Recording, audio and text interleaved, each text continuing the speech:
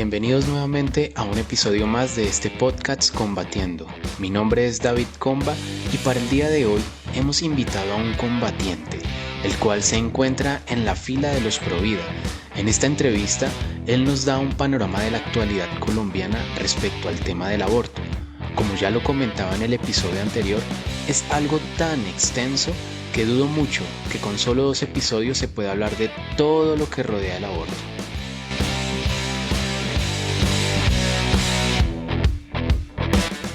Sin embargo, espero esta entrevista pueda ser de gran utilidad y también pueda dejarte reflexionando.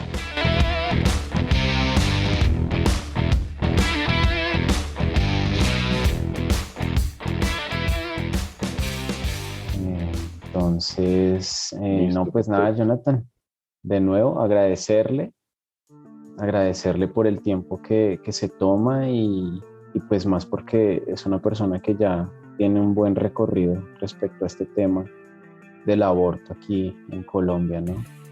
Así que pues me gustaría empezar primero por preguntar, pues bueno, ¿quién es Jonathan? ¿Qué está haciendo en estos momentos frente a ese asunto? Entonces, no sé, es una pregunta muy abierta, pero lo que nos quiera comentar, Jonathan. Bueno, gracias David por la invitación para poder hablar de estos temas y qué bueno que todo esto esté sobre la agenda, que empiece a tomar preponderancia en la opinión pública. Y bueno, mi nombre es Jonathan Silva, yo siempre he sido activista social con un énfasis político. Digamos que esto me lo tomé muy en serio como desde la universidad, cuando pues hacía, digamos que activismo político, acompañaba campañas políticas, y ahí me fui formando ya, digamos que hubo una, digamos que algo trascendental para mí en el tema de activismo, y aquí estoy hablando de activismo en general, no necesariamente lo que nos convoca hoy, que es el tema Provida, pero para mí fue muy importante lo que fue el debate del plebiscito a la paz, tanto del sí como del no, que teníamos un plebiscito que en última instancia para mí era inoperante preguntarle a la gente si quería la paz o no, pero bueno, en ese momento yo acompañé la idea de apoyar el sí. Hoy día debo decir que me arrepiento un poco, pero mi argumento básicamente era que era una persona que le interesaba mucho la defensa de la vida. Y la defensa de la vida es de cualquier ámbito. Y el argumento para mí era muy simple, porque yo decía, no podemos seguir permitiendo que personas mueran, y más por el conflicto armado que vive en nuestro país. Y ahí digamos que comencé mi activismo. Fue un activismo fuerte en las calles, un activismo fuerte evidentemente después de las votaciones. Hice parte de varios procesos aquí en el país. En ese momento creamos algo que se llamó el Pacto Juvenil por la Paz, donde se reunían las personas que habían votado por el sí y por el no, y hacían unos pactos sobre temas fundamentales para preservar la vida de los excombatientes, para poder llevar una propuesta a La Habana. Se construyó un gran documento y se llevó a La Habana. En ese momento estaba Humberto de la Calle como negociador, donde se pudo hablar con diferentes actores que estaban en ese lugar. Dicho eso, bueno, pasó el tiempo, políticamente fue abriendo los ojos sobre muchas cosas que pasaban con el gobierno nacional, y cómo Santos estaba manejando esto. Y evidentemente había un toque de progresismo, el cual se estaba metiendo por medio de estos acuerdos.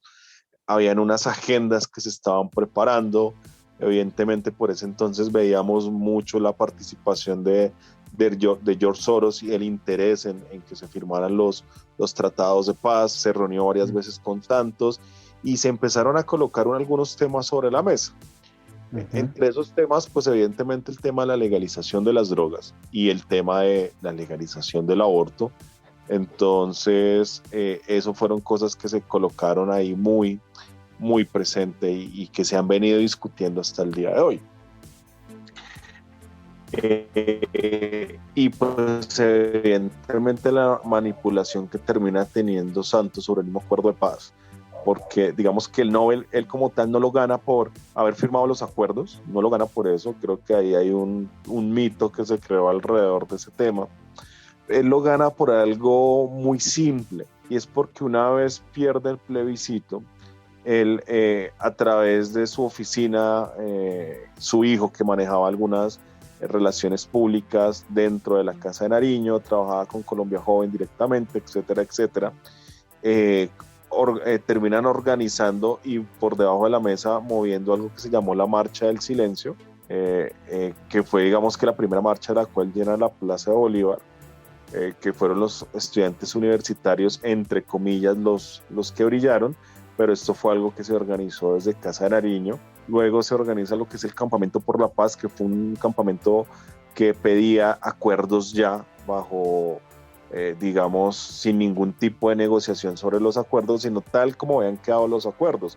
O sea, ellos nunca pretendieron cambiar lo que es lo que ellos empezaron a mover dentro de movimientos sociales, los acuerdos, sin ningún tipo de modificación. Ni siquiera los acuerdos que pedían, digamos, que el sector de la izquierda más radical, Gustavo Petro, que era hacer una constituyente, esto lo rechazaba. Y cuando el mundo empieza a ver esta manifestación, es que Santos gana el Nobel de Paz. O sea, por la movilización ciudadana. Y ahí yo cuando veo todo esto, veo la manipulación, yo digo, muy difícil seguir de este lado. Tomé un poco más postura, entré a un partido político en el cual milito actualmente, se llama Colombia Justa Libres, y desde ahí empecé a ver que el partido tenía unas bandas por la defensa de la vida y la familia que yo hasta el momento no comprendía en su totalidad, y me tocó con lo que he sido pro vida. Siempre he defendido la vida desde la concepción, pero hay un antes y un después.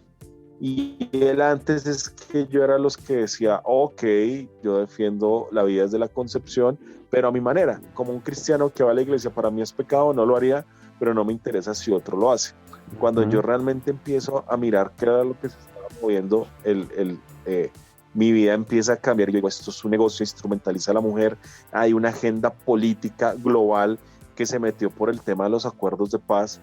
Y efectivamente, Santos tuvo en el Ministerio de Salud su ministro, que era el señor Gaviria. En este momento no recuerdo el nombre. Ahorita si nos acordamos decimos el nombre completo, pero se me acaba de olvidar. Su ministro de Salud fue el que más promovió la agenda del aborto. Y en Colombia la agenda del aborto se empezó a intensificar desde el Ministerio de Salud del gobierno Santos. Y todo esto, digamos que de la mano con los acuerdos de paz, de la mano con movimientos feministas, de la mano de movimientos progresistas, de medios de comunicación, etcétera, etcétera. Entonces, yo cuando empiezo a ver todo este lobby armado, digo, tenemos que hacer algo, cambia mi percepción. Yo digo, no se puede justificar ningún tipo de muerte en ninguna etapa, y tenemos que tomar postura como cristianos y tomar partido. Y bueno, así fue como yo terminé metiéndome en todo este tema. Ya en 2018 empiezan a surgir los movimientos feministas en Colombia desde las universidades, y yo digo, tenemos que hacer un bloque juvenil que resista a esto. Y de ahí nace como tal la organización con la cual tengo el placer de co-liderar. Entonces, ahí hemos hecho una tarea impresionante, pero sobre todo ponernos las pilas, porque lo que empezábamos a ver en el país definitivamente era algo serio. Entonces, obviamente, repito, cambia mi percepción, empiezo a formarme más, en mi corazón, digamos que se ablanda más con todo esto. Ya no es si yo no aborto o si yo no hago que mi esposa o mi novia aborte, sino es que nadie debe abortar. ¿Por qué? Porque esto tiene que ser algo de amor al prójimo, aún al que yo no conozco, que está en el vientre de otra persona, aunque yo no lo conozca, no sepa qué va a hacer. Mi amor al prójimo tiene que superar cualquier expectativa y defender esa vida. Entonces, mi defensa por la vida es por este tema del amor al prójimo, y realmente de empezarnos a enfocar en lo que dice la palabra de Dios definitivamente, de defender al que no tiene voz, al inocente, y ahí cambia mi perspectiva total sobre esta lucha. Wow, no, Jonathan, vea, yo estoy aquí, mejor dicho, atento a todo lo que dice porque prácticamente me acaba de dar un contexto que sinceramente hay muchas cosas que yo desconozco en el escenario político, ¿sí? Digamos que no ha sido mi fuerte, pero todo esto que me dice Jonathan es impresionante, de verdad, y cómo llegó a cambiar de un momento a otro esa perspectiva, porque hay algo que yo he notado, que muchas veces, a veces el cristiano, digámoslo así, el cristiano de a pie, el que está hasta ahora como empezando a inmiscuirse en muchos aspectos sociales, a veces tiende como a ser seducido, ¿no? Por corrientes ideológicas que de por sí a veces van en contra de muchas cosas de la palabra, desde la Biblia, ¿no? Y bueno, pues digamos que con este abrebocas que me acaba de dar Jonathan, yo sí tengo una pregunta que fue desde la vez que nos conocimos y conversábamos lo que había sucedido con Argentina, que prácticamente en Argentina se hizo así como muy escandaloso, que fue desde el Congreso prácticamente, pero que acá en Colombia estábamos casi que en una situación igual o peor, ¿sí? Y a mí me gustaría como que si Jonathan nos podría dar un contexto respecto a lo que sucede en Colombia sobre el aborto comparado, digámoslo así, como con Argentina. Uh-huh. Sí, básicamente Colombia primero es geopolíticamente está muy bien situada y de alguna u otra forma se ha convertido en un terreno totalmente atractivo para el progresismo o digámoslo así para el globalismo como tal.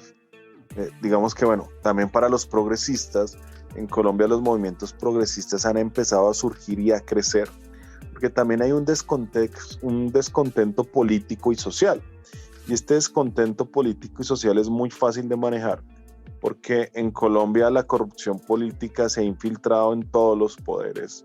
Sí. Hemos visto cómo las campañas políticas se han visto manchadas por el tema de Odebrecht, cómo políticos manejan mal el tema de alimentación escolar, niños se mueren de hambre, el tema de la Guajira, cómo hay un descuido por parte del Estado a los más vulnerables. Y esto de alguna u otra forma ha creado un descontento en la juventud y hemos tenido un sector de la izquierda que cada vez ha mejorado mucho su discurso, porque el discurso de la izquierda en Colombia pasó de solamente quedarse en los sindicatos. Hace años veíamos al Moir, al Polo, a Gustavo Petro trabajar con los sindicatos, con los profesores universitarios, y del 2010 para acá ellos cambiaron de alguna otra forma, o no cambiaron su discurso, sino simplemente empezaron a mutar para llegar a otros escenarios y ir creciendo poco a poco y llegar al sentido común de las personas. Claro, cuando nosotros vemos toda esta corrupción, a todos nos va a dar mal genio, a todos nos va a dar piedra, y ellos lo que hicieron fue catalizar ese descontento social.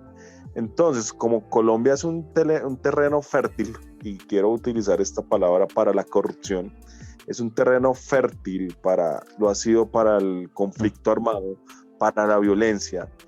Somos uno de los países más violentos del mundo. Yo diría, sin temor a equivocarme, que podría ser el tercer país más violento del mundo. Creo que tenemos, ahorita verificamos bien la cifra de cuántos homicidios por cada 100 habitantes hay, pero creo que está en 28 más o menos, que es una tasa alta. Y todo este descontento de la izquierda lo ha sabido hacer. Y porque hemos tenido un establecimiento político que ha gobernado durante años. Y este establecimiento ha pasado desde liberales, conservadores, y lo que los últimos 18 años hemos conocido, que es el uribismo, que fue un señor que no era del establecimiento, que terminó postrando al establecimiento y en última instancia se dejó utilizar por ese establecimiento del cual él no venía.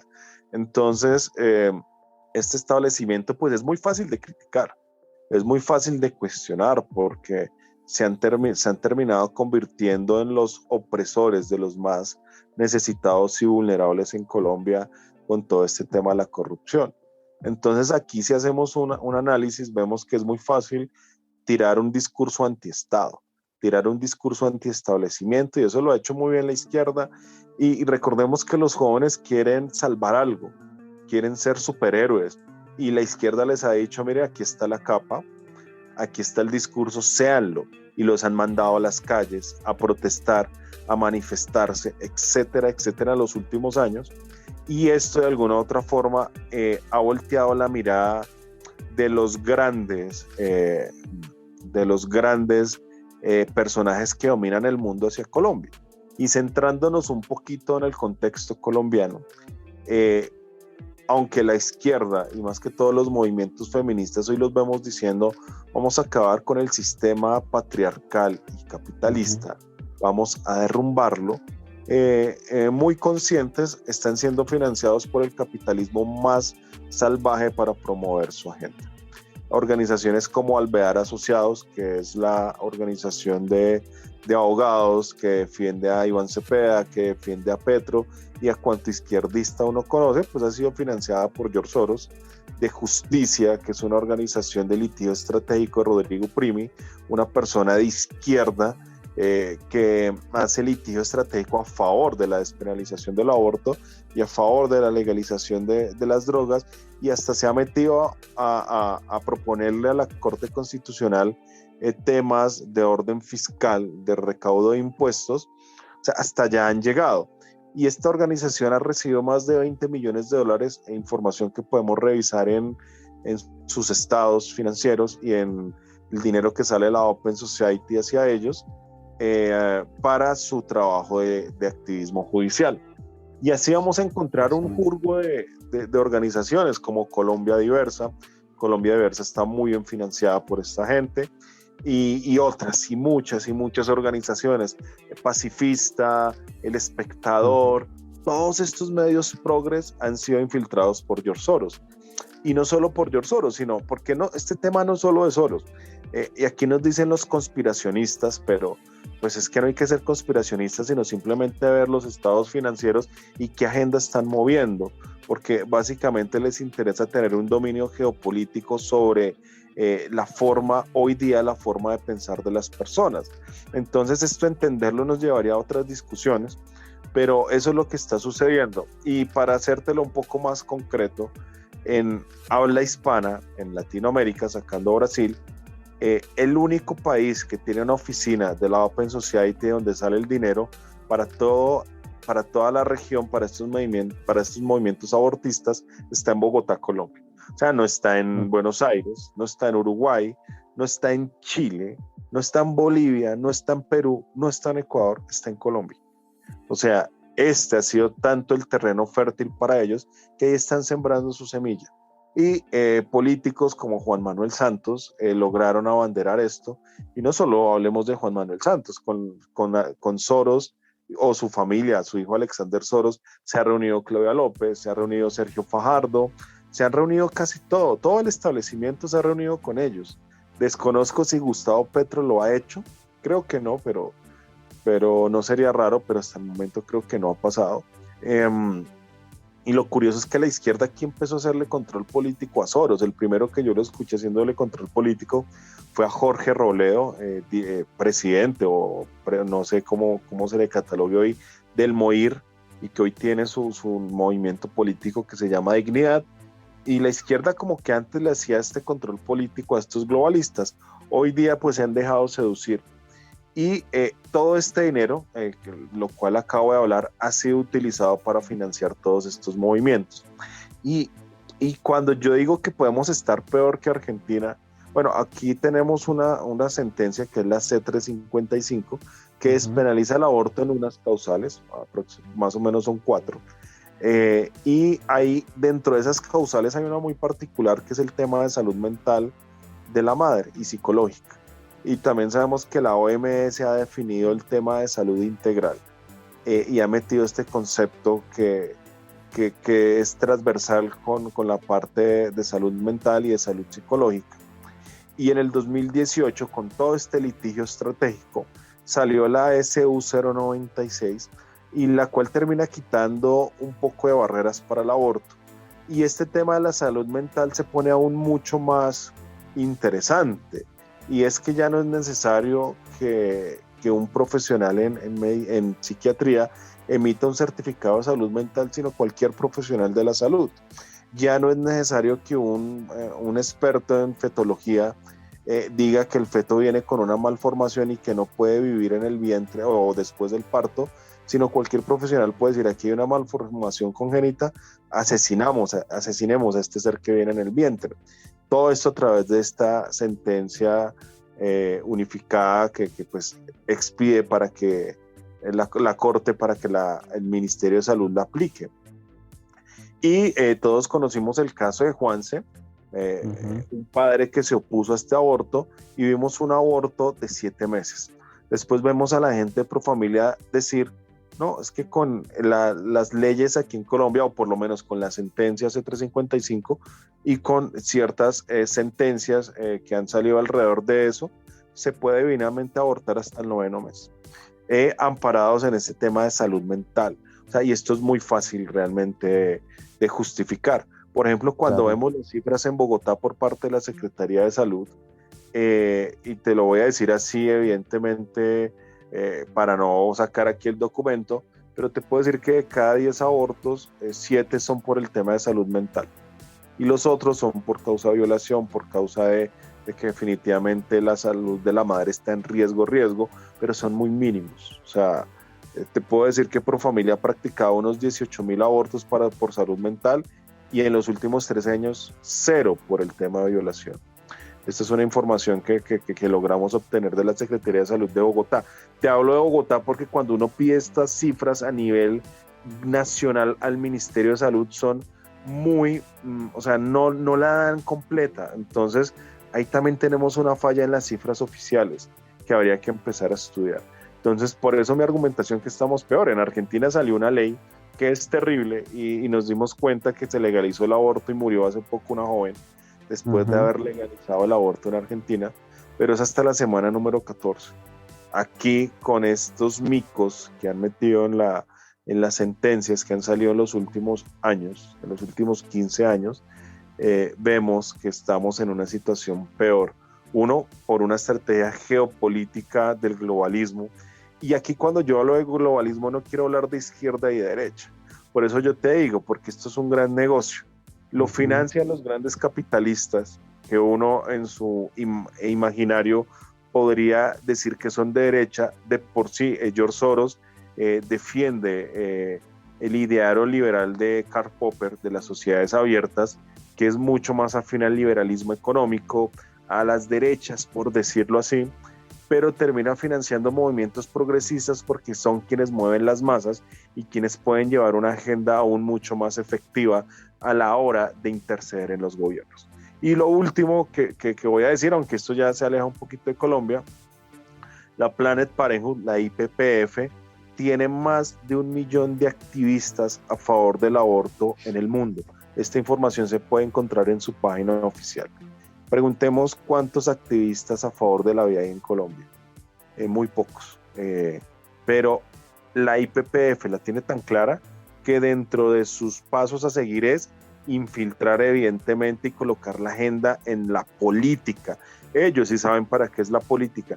Aquí nosotros todavía estamos discutiendo: ay, no instrumentalice los movimientos pro vida, no haga política con los movimientos pro vida, ay, no cojan la causa y no sé qué, no dañen la causa. Pues cuento, porque es que la izquierda sí lo sabe hacer, el progresismo sí lo sabe hacer, los que están a favor del aborto sí lo saben hacer, saben colocar sus congresistas progresistas, saben cómo llegar a las cortes de cada país, y el debate no sea vía, digamos, por el Congreso, por el constituyente primario. Ellos son muy audaces y muy astutos. Nosotros nos estamos quedando dormidos ahí por el falso buenismo, y el falso buenismo de los cristianos que han sacado ahora la teoría es que el amor al otro, es que los cristianos tenemos que ser solo amor, no diga nada, que ese callado hable despacito. No, yo creo que a esta ralea de progresistas y de mentes asesinas hay que enfrentarlos con todo, no solamente con palabras bonitas, sino ellos están haciendo bien el trabajo y nosotros lo estamos haciendo muy mal. Prácticamente como si estuviéramos subestimando el trabajo que ellos hacen, ¿no? Más que subestimando, yo creo que es la ignorancia y la falta de querer aprender cosas nuevas. Yo dudo que alguien con una fe genuina subestime al enemigo. Más bien creo que le da pereza informarse, formarse y abrir los ojos. Cuando todos abrimos los ojos, porque todos hemos estado en ese estado de no creer que esto era conspiración, que esto era algo que unos locos se inventaron, ya cuando empezamos a hacer un análisis más juiciosos de lo que está pasando en el mundo, abrimos los ojos. Creo que ese es el camino de poder informarnos. Es impresionante. Hay algo que estaba tocando ahorita, Jonathan, respecto a esa definición de salud, ¿no? De salud integral que dicen ellos. Y, por ejemplo, lo que mencionaba hace poco, la OMS cita textualmente la salud de la siguiente forma. Dice, la salud es un estado de completo bienestar físico, mental, que es el que me estaba mencionando Jonathan, y dice, y social. Y no solamente la ausencia de afecciones o enfermedades. Y pues es curioso ver cómo este tema de salud que abarca físico, mental y social. En el sentido, yo puedo considerar como otra de las objeciones que hacen estas personas pro aborto es el tema de aquellos hijos que pueden traer a este mundo una familia pobre, que le va a ofrecer a ese niño, ¿sí? Y que pareciera que hasta la afectación de ese niño que va a nacer, que puede provocar en esa mujer de pronto ponerla en aprietos por perder de pronto un trabajo, porque de pronto se va a dedicar de lleno con ese niño, pareciera que quieren abarcar como todos esos aspectos, para que ahí sí, como decía Jonathan, por cualquier excusa, por cualquier pretexto, pueden abortar, ¿sí? Digamos que hablando en cuestiones tan ambiguas, ¿no? Como el tema de, bueno, ¿quién certifica realmente si una mujer tiene algún problema? Bueno, de por sí ya tiene un problema porque el solo hecho de querer ir a abortar a su hijo y ahora cualquiera puede llegar a decir que hasta tiene alguna dificultad económica y que no puede tener tampoco a este niño y entonces pues prefiere que acaben con la vida, ¿no? Quiero decir algo y es, o sea, como tal la definición de la OMS no está mal. O sea, si nosotros vamos más o menos, el 43% de la población colombiana, y hablo tanto de hombres como de mujeres, sufren de salud mental.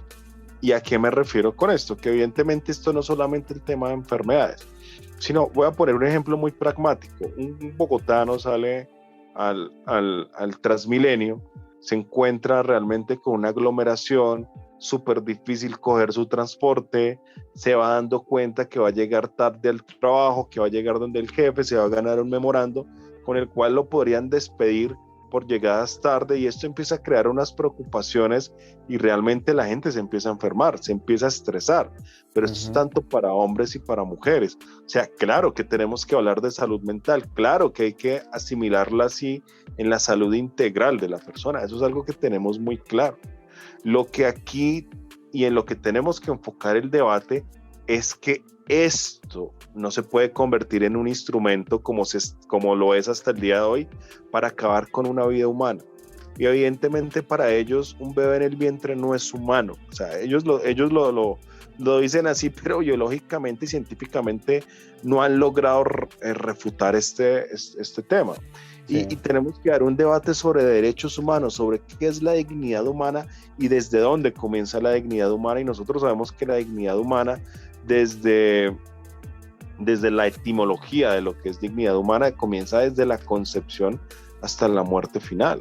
Entonces, ¿y quién más habló sobre este tema de la humanidad, del gen humano, fue Francis Collins en su Genoma Project. Y ahí hay un estudio totalmente claro donde dice una célula que viene de la unión de un hombre y de una mujer y todo esto es un ser humano. ¿Por qué? Porque tiene el genoma humano, lo cual lo hace humano. O sea, desde que uno es una célula, ya la ciencia más moderna lo ha dicho. ¿Qué pasa? Que este tema del Genoma Project sale más o menos por allá en el 2004. Es tan moderno que ya en esa fecha, pues ya habían avanzado las agendas abortistas mucho. Entonces, obviamente, tenemos un camino por recorrer y un camino por empezar a debatir qué son los derechos humanos, qué es la dignidad humana y desde dónde tenemos que abordar este tema. Ahí tenemos que tener eso muy claro. Entonces, evidentemente, el lobby y pues aún la misma OMS ha aprovechado este tema para promover el aborto. Y a eso nos oponemos radicalmente. Exterminar a otros simplemente porque no tiene un bienestar económico, digamos que estable, o que hay estrés, o que hay estas cosas, no se convierte más que en una idea nazi de querer tener un ser humano perfecto, un superhombre que llegue sin problemas, que tenga una familia sin problemas, que tenga una familia perfecta, una raza aria es lo que se está queriendo crear.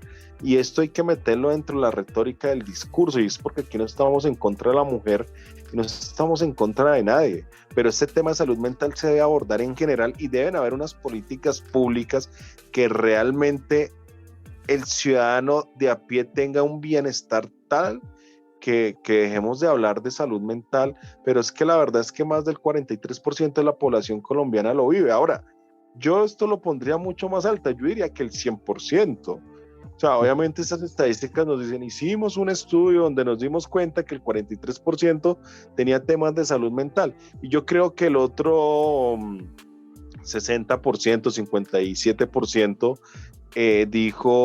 no dijo que tenía problemas de salud mental, pero los tiene, porque vivimos en unas sociedades totalmente caóticas, en unas sociedades que tienen problemas de inseguridad, que tienen problemas de la economía ahorita por este tema del COVID. Bueno, tenemos un poco de problemas, de cosas que nos estresan y nos van a enfermar mentalmente, pero no por esto tenemos que ahora argumentar para matar a un ser humano.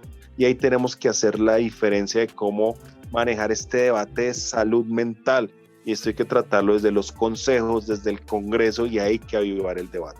Si nosotros lográramos tumbarle esto a la Corte Constitucional, tendríamos, o a la C355, tendríamos un avance inmenso, Claro, queremos acabar la C355, pero es utópico, porque necesitamos años para que esto suceda, pero vamos dando pasos de a poco para hacerlo. Pero frente a esa pregunta te podría contestar esto. Y sí, o sea, el hecho de que tengamos sí o sí problemas mentales no significa que entonces por eso vamos a acabar la vida de cualquier persona, ¿no? O sea, hasta de la casa. Si tengo problemas que generan en mí algún estrés mental con las personas que convivo en mi casa, eso no me va a dar ningún derecho de entonces asesinarlos para yo estar más tranquilo. Prácticamente se ve como algo así, ¿no? Y es que mucho nos estresamos simplemente conectando el celular, o porque se me dañó el cargador, o porque el internet se me cayó y tenía que mandar un informe al jefe o a la universidad y no se pudo y me estresé. Otros se deprimen porque la novia los deja, o porque el novio los dejó, o porque 10,000 cosas, y eso se está convirtiendo en un argumento para abortar. O sea, no, estoy estresado, no tengo plata. Ahora está pasando algo en Colombia terrible, y es que hay a las mujeres cuando llegan a las clínicas se les está induciendo al aborto, se les está empezando a preguntar, y es deseado, y tu pareja te apoya, y tienes el dinero, y no, esto es una inducción al aborto. Eso está pasando ahorita en Colombia. O sea, eso está terrible, y nadie está haciendo nada sobre este tema, y necesitamos hacer algo sobre eso, porque es que la medicina está para salvar vidas. La medicina, o sea, en su juramento hipocrático es eso. No tienen por qué estar leyéndole a la gente la C355 como manual que se debería implementar, y si no hay multa. o sea, esto es terrible lo que estamos viviendo y esto es algo que se me ha escapado decir en otros espacios, pero esto es tan estructural que casi que se está volviendo una imposición, aunque ellos dicen, es que nosotros no queremos obligar a nadie a abortar. Bueno, pues si no quieren obligar a nadie a abortar, ¿por qué están permitiendo que esto pase en las clínicas y que a la mujer primero se le induzca al aborto y no a la vida? Entonces sí hay una presión y sí hay un mensaje subliminal sobre esto, entonces también tenemos que abrir los ojos sobre estos temas. Bueno, Jonathan, y para terminar, sí me gustaría pues unas últimas palabras respecto al cristianismo, a la iglesia, al cristiano que quiere involucrarse y por qué debería involucrarse en estos aspectos. Hay personas aguantando hambre, sufriendo, o sea, y uno dice qué está pasando con la transformación, qué está pasando con lo que le estamos proponiendo a la sociedad. Evidentemente la sociedad civil tiene un trabajo de prestar una atención social, hacer un servicio social, pero yo tengo que enfocarme en transformar mi entorno. Si yo no me enfoco en eso, pues no vamos a ver un cambio estructural. Y de alguna otra forma lo que pasa en los países como Suiza, en los países nórdicos, que a través de un pensamiento cristiano lograron transformar en su momento ciertos problemas que tenía la sociedad y lo lograron. Por eso hoy día son países modelo en muchos temas. Lastimosamente el progresismo en términos de pensamiento se los ha tomado. Uh-huh. Pero tienen una historia larga que hace falta discutir en muchos espacios. Pero si nosotros nos enfocamos en esa idea, pues realmente vamos a ser un eje transformador. Y el cristiano debe pensar en eso, debe pensar en cambiar las cosas, en cambiar el statu quo, en ser realmente revolucionarios en el buen sentido de la palabra, en proponerle algo a la sociedad y en transformar y cambiar el pensamiento de las futuras generaciones. Y tenemos que comenzar desde la niñez. Si nosotros logramos trabajar con la niñez, vamos a hacer una gran tarea y vamos a ser acusados de que los estamos adoctrinando y todo esto que ahora se inventan para impedir el avance. Pero bueno, esa es nuestra tarea y puedo decir eso sobre esta última pregunta y solo nos queda pues resistir y ponernos a trabajar en todas las esferas de la sociedad. Súper, Jonathan, y qué pena, Jonathan, ahí le quiero meter ya ahora sí la última pregunta y a conocer mucho más este proyecto en el que viene trabajando, y es ¿cómo ha sido el trabajo en Nacer? ¿Sí? ¿Cuánto lleva ese trabajo y cómo se ha desempeñado ese equipo de trabajo de ustedes? Bueno, Nacer es una organización provida que en su mayoría la conforman jóvenes y estamos trabajando precisamente por eso, por transformar. Tenemos espacios de formación, de pedagogía y debate, de argumentación jurídica, tenemos espacios de trabajo social donde servimos al prójimo y temas de activismo fuertes. Nacer ha estado ya en batallas fuertes frente a la Corte Constitucional, en marchas, plantones, defendiendo la vida, en espacios, en medios de comunicación, y estamos haciéndolo con la fuerza juvenil. Esa es nuestra tarea, poder transformar la mente de los jóvenes, y estamos colocando un granito de arena y más adelante pensar en una incidencia política. Creo que eso también es muy necesario. No podemos romantizar las cosas y decir la política es mala, la política envenena, sino todo lo contrario. Nosotros tenemos que propender no por politizar la iglesia o por politizar los movimientos pro vida. Yo creo que la política hay que cristianizarla y la política hay que volverla pro vida. O sea, tenemos que enfocarnos en eso y eso depende de nosotros, cómo hagamos las cosas. Entonces, ahí te resumo súper al punto de lo que es Nacer, y es una gran iniciativa la cual esperemos que siga dando frutos. Súper, Jonathan, muchísimas gracias. Gracias por este tiempo que nos dio a todos nosotros, por estos minuticos que nos permitió. De verdad, muchas gracias por cada respuesta que fue más que clara. Aparte que también aprendí nuevas cosas hoy con Jonathan. Y de verdad, muchísimas gracias, Jonathan. No, David, gracias a ti por la invitación y no, ahí siempre dispuestos para servir, para hacer cositas y te mando un abrazo grandísimo y ahí estamos charlando.